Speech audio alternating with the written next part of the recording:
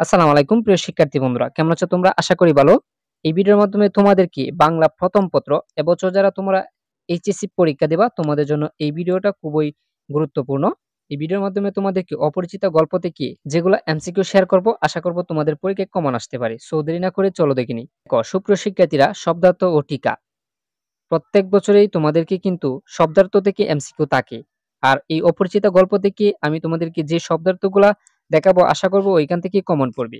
দেখো, প্রথমে হচ্ছে চুকান শব্দটি বাংলা ভাষায় কোন পদের অন্তর্ভুক্ত ক্রিয়া। তারপর দেখো, কাঁসা শব্দটি কোন ভাষা থেকে বাংলা ভাষায় এসেছে? আরবি। তারপর দেখো, মাকাল ফল কথাটি কোন বিশেষ অর্থে ব্যবহৃত হয়েছে? গুণহীন। মাকাল ফল হচ্ছে গুণহীন। তারপর দেখো, মকর এর সমার্থক শব্দ কোনটি? কুমির। চুকাইয়াছি শব্দটি ব্যাকরণে কোন নিয়মে ব্যবহার হয়েছে? বিশিষ্ট সার্থক শব্দে। তারপর দেখো, কুলে কুলেই মানুষ শব্দ সমষ্টিতে ব্যাকরণে কোন নিয়ম অনুসরণ করে ব্যবহৃত হয়েছে? বাগধারা।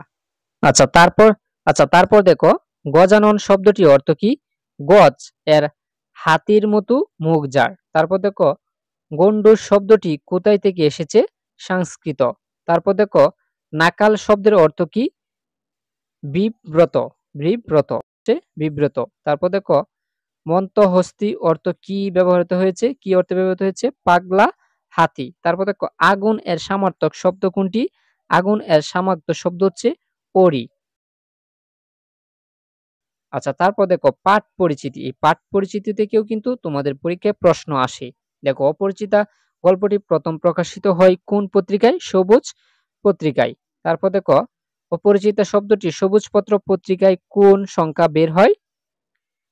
দেখো, 1321 বঙ্গাব্দ কার্তিক সংখ্যায়। আচ্ছা তারপর দেখো, অপরিচিত গল্পটি প্রথম অন্তর্ভুক্ত হয় কোন গ্রন্থে? গল্প সপ্তকী।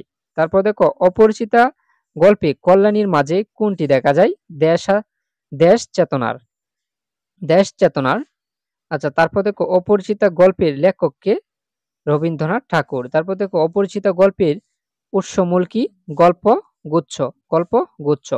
তারপর দেখো, অপরিচিতা গল্পের গল্পনায়কের বয়স কত বছর উল্লেখ আছে? 27। তারপর দেখো, অপরিচিতা গল্পের বিশেষ দিক কোনটি? পুরুষতন্ত্রের অমানবিকতা। তারপর দেখো, অপরিচিতা কোন পুরুষের জবানিতে লেখা গল্প? উত্তম পুরুষের জবানিতে লেখা গল্প। হ্যাঁ হ্যাঁ সুপ্রিয় শিক্ষার্থী বন্ধুরা, এই ছিল অপরিচিত গল্প থেকে তোমাদেরকে শেষ ভিডিও। এই অপরিচিত গল্প থেকে আর তোমাদেরকে এমসিকিউ দেখাবো না।